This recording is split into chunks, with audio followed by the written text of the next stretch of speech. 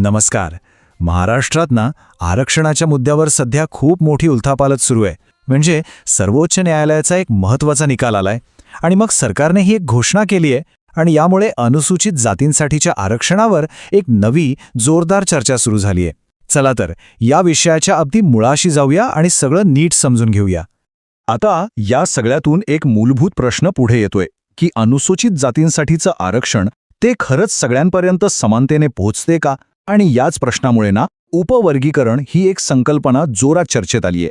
तर आपण काय करणार आहोत? आपण या संकल्पनेचा सगळा कायदेशीर प्रवास पाहणार आहोत.